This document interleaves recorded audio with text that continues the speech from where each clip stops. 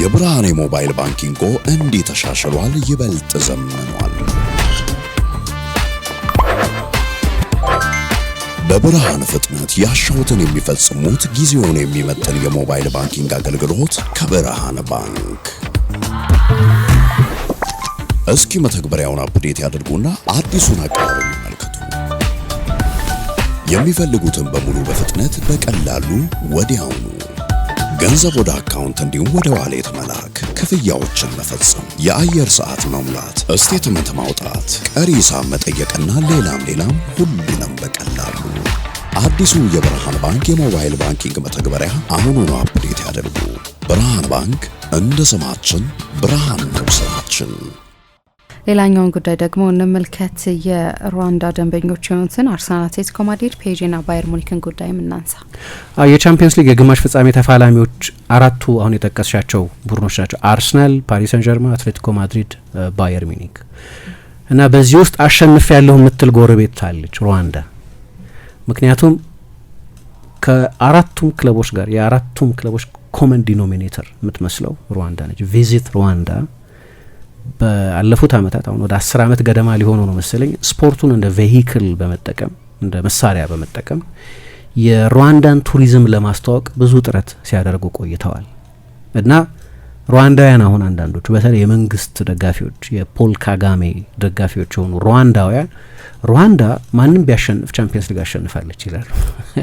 ከአራቱ አንዱ ነው ቻምፒየንስ ሊግ የሚያሸንፈውና እንደዚህ አይነት ፓርትነርሺፕ አላቸው። 2018 ላይ ነው የጀመሩት። ቅድም እንዳነሳሁት የሩዋንዳ መንግስት ብዝሃ ህይወቱን፣ የባህል ሀብቱን፣ የተፈጥሮ ውበቱን እንደዚህ ለማስተዋወቅ በማሰብ እግር ኳስ በጣም ጠንካራ መሳሪያ ነው የሚል እምነት ስላላቸው እግር ኳስን በመጠቀም የሩዋንዳን ቱሪዝም ለማስተዋወቅ የወሰኑት የዛሬ 8 አመት ነው 2018 ላይ። ያው ሁልጊዜም ሩዋንዳ ቅድም በጠቀስኳቸው ሀብቶቿ ምክንያት ብዙ ጎብኚዎች ነበሯት። በቅርብ ጊዜ ከኮቪድ በፊት የወጣን የሀገሪቱን የጂዲፒ ሪፖርት ብታይ ከአጠቃላይ የሀገሪቱ ጂዲፒ 10% የሚሆነው ከቱሪዝም የሚገኝ ነው። በዚህ ምክንያት የበለጠ መስራት ይፈልጉ ነበር፣ ትልቅ ፖቴንሻል ስለሆነ ያለው።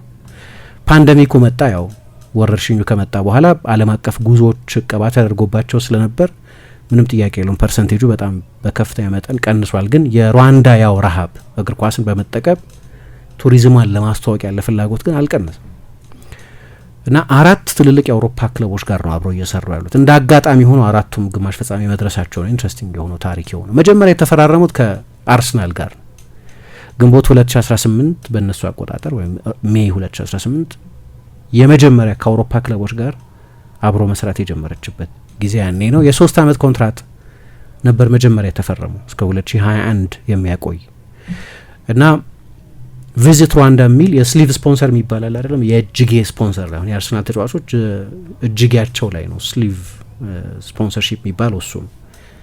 የ3 አመት ስምምነት ተፈጸመ። እዛ ላይ ቪዚት ሩዋንዳ ወይም ሩዋንዳን ይጎብኙ የሚል አይነት መልእክት የሚተላለፍበት ስምምነት የተደረገው። ግን ይሄ ከአርሰናል ዋናው ቡድን ጋር ብቻ ሳይሆን ይሄ ስምምነት የአርሰናል ወጣት ቡድን በተጫወተ ቁጥር የአርሰናል የሴቶች ቡድንም ሲጫወት ይሄው ቪዚት ሩዋንዳ የሚለው ጽሁፍ እየተነበበ ነው የሚጫወቱት። ኤምሬትስ ስቴዲየምም ላይ ሎጎቹ በስቴዲየሙ ዙሪያ ባሉት የስክሪን ማስታወቂያዎች ስኮር ቦርዱ ላይ ከጨዋታ በኋላ ከጀርባ የሚታየው ምስል አለ አይደለም፣ ፕሬስ ኮንፈረንስ በሚሰጥበት ጊዜ የኢንተርቪው ቦርድ ወይም የፕሬስ ኮንፈረንስ ቦርድ የሚባለውም ላይ እዛም ላይ ይታያል። እና ለዚህ ሩዋንዳ ለሰሜን ለንደኑ ክለብ 10 ሚሊዮን ፓውንድ በአመት የሩዋንዳ መንግስት ይከፍላል። 10 ሚሊዮን ፓውንድ ይከፍላል የስሊቭ ስፖንሰርሺፕ። ፖል ካጋሜ ያው የአርሰናል ደጋፊ ናቸው። በዛ ምክንያት እንደሆነ አላቅም ይህንን ያደረጉት፣ ግን መጀመሪያ የጀመሩት ከአርሰናል ጋር ነው እና ብዙ የአርሰናል ትልልቅ ተጫዋቾችም በቅርብ ጊዜ የቀድሞዎቹ ተጫዋቾች በተለይ ግን አሁንም እየተጫወቱ ያሉ ተጫዋቾች ለምሳሌ ዩሪየን ቲምበር ወደ ሩዋንዳ መጥቶ ነበር። ከዛ በፊት የአርሰናል ተጫዋች እያለ ዳቪድ ሉዊዝ ወደ አርሰናል መጥቶ ነበር።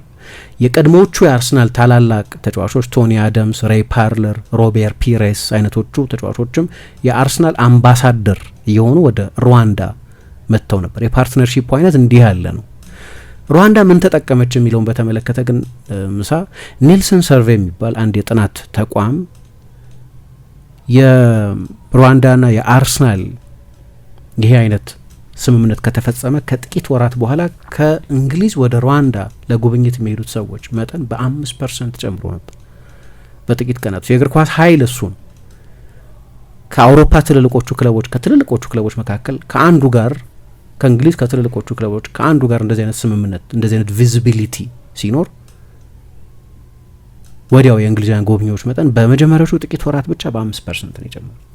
የሩዋንዳ ግብም እሱ ነው የነበረው። እንግዲህ አንዳንድ ሰዎች ካታር እንደምታደርገው፣ ሳውዲ እንደምታደርገው፣ ዩኤኢ እንደምታደርገው፣ ሙሶሊኒ ከዚህ በፊት እንዳደረገው ወይ አርጀንቲና ሚሊተሪ ሁንታ 1978 የዓለም ዋንጫ ላይ እንዳደረገው ለስፖርት ዋሽንግ ነው የተጠቀሙት። እነዛ መንግስታት እና የነዛ መንግስታት ስርዓቶች ጨቋኞች ናቸው፣ ሰብአዊ ጥሰት ይፈጽማሉ፣ የሰብአዊ መብት በደል ይፈጸማል የሚል ብዙ ትርክት ስላለ የእግር ኳስን ኃይል በመጠቀም ሌላ አይነት ትርክት ማስቀመጥ ስለሚፈልጉ ነው የሚሉ አሉ።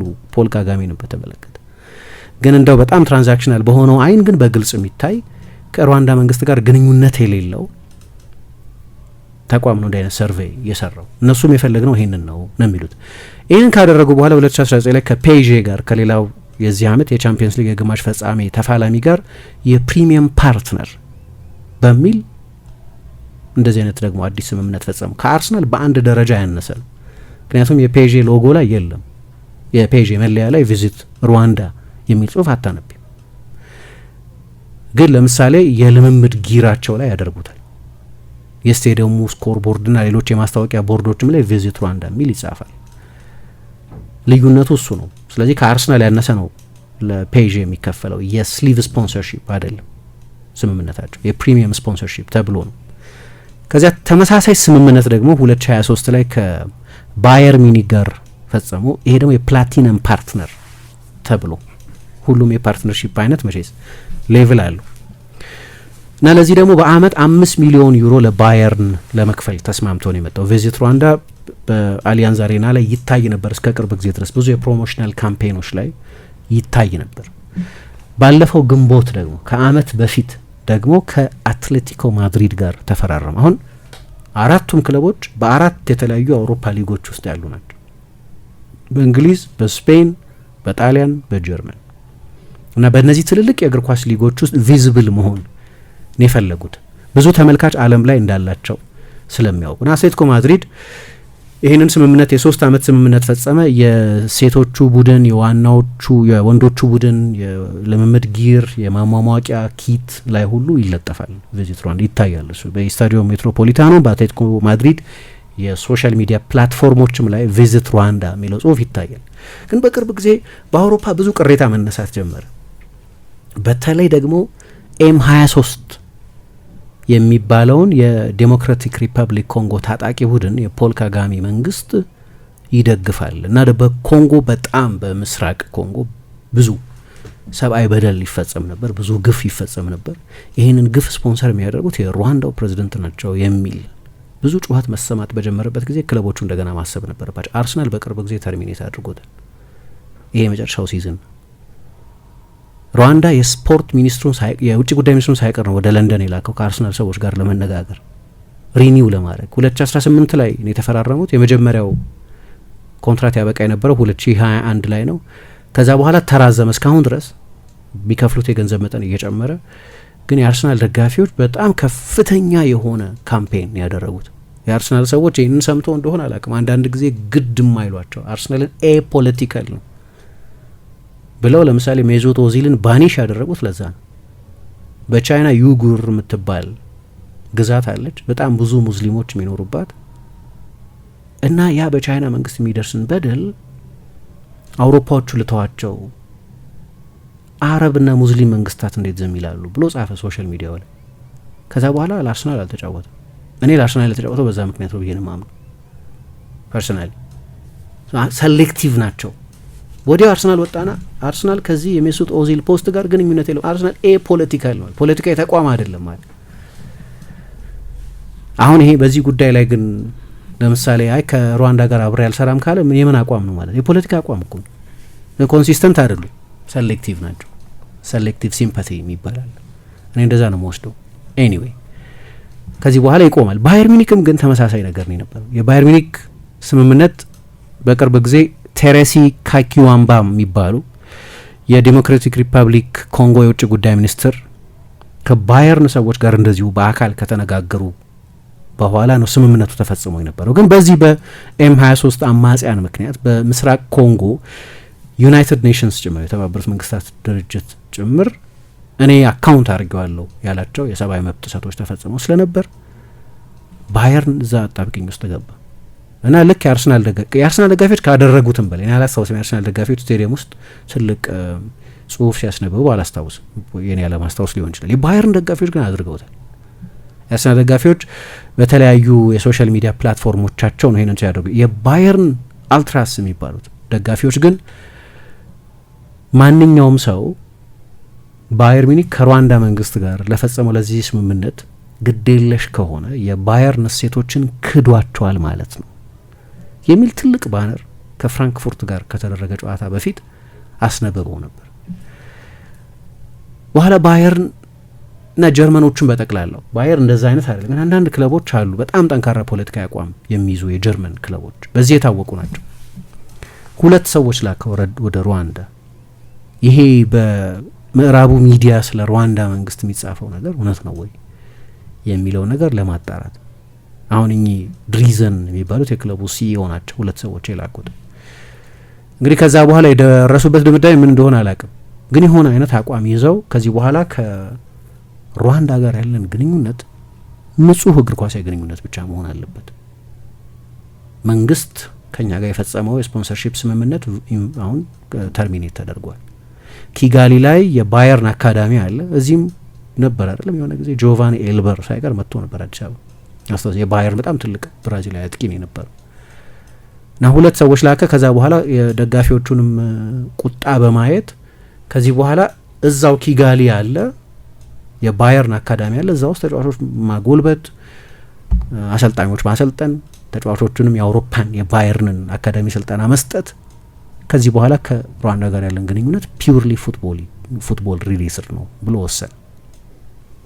ግን ይሄ አመት ሲያልቅ ከዚህ በኋላ በሁለቱ መካከል እንደዚህ አይነት ግንኙነት አይኖርም ማለት ነው። ግን በጣም ኢንትረስቲንግ ኬዝ ነው፣ ግን አከራካሪ ነው እንዳነሳሁት። ምክንያቱም የምዕራቡ ዓለም ለአንዳንዶቹ ጉዳዮች በጣም ሴንሲቲቭ ስለሆነ የሩዋንዳ መንግስት በነገራችን ላይ ከአርሰናል ጋር ያለውን ግንኙነት ከክለቡ ጋር ብቻ ከአርሰናል ባለቤቶች ጋር እንደምታውቂው የአርሰናል ባለቤት ኬሲ ነው የሚባለው የስታን ክሮንኬ ተቋም ክሮንኬ ስፖርትስ ኤንድ ኢንተርቴንመንት ነው የሚባለው እና ሌሎች ፍራንቻይዞች አሉት በአሜሪካ ስፖርቶች ላይ የሚሳተፉ። አንደኛው ሎስ አንጀለስ ራምስ የሚባል ክለብ ነው በናሽናል ፉትቦል ሊግ በሚባለው የቤዝቦል ውድድር ላይ የሚሳተፍ በጣም ትልቅ ክለብ ነው። ሶፊ ስቴዲየም የሚባል ስቴዲየም አለው። ከዚህም ጋር አሁን በቅርብ ጊዜ ስምምነት አድርገዋል። ስለዚህ ከክሮንኬ ጋር ያላቸው ግንኙነት ከአርሰናል ጋር ብቻ ያለ ግንኙነት አይደለም። ስፖርቱን እንደ ፕላትፎርም መጠቀም ይፈልጋል።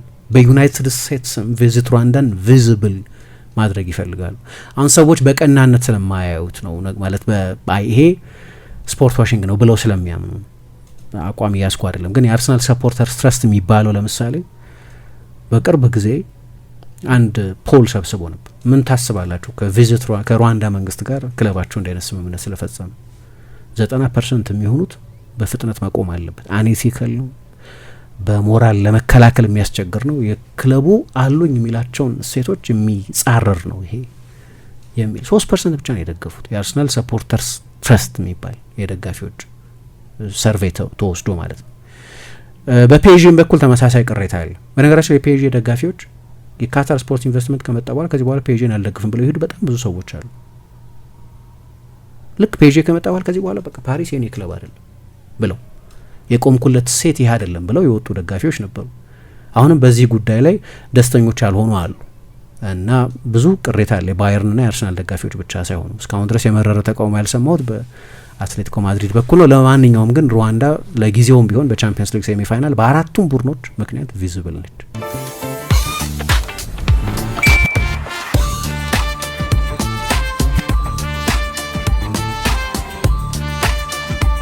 የብርሃን የሞባይል ባንኪንጎ እንዲህ ተሻሽሏል፣ ይበልጥ ዘምኗል። በብርሃን ፍጥነት ያሻውትን የሚፈጽሙት ጊዜውን የሚመጥን የሞባይል ባንኪንግ አገልግሎት ከብርሃን ባንክ። እስኪ መተግበሪያውን አፕዴት ያድርጉና አዲሱን አቀራረብ ይመልከቱ። የሚፈልጉትን በሙሉ በፍጥነት በቀላሉ ወዲያውኑ ገንዘብ ወደ አካውንት እንዲሁም ወደ ዋሌት መላክ፣ ክፍያዎችን መፈጸም፣ የአየር ሰዓት መሙላት፣ ስቴትመንት ማውጣት፣ ቀሪ ሂሳብ መጠየቅና ሌላም ሁሉንም በቀላሉ። አዲሱ የብርሃን ባንክ የሞባይል ባንኪንግ መተግበሪያ አሁኑኑ አፕዴት ያድርጉ። ብርሃን ባንክ እንደ ስማችን ብርሃን ነው ስራችን።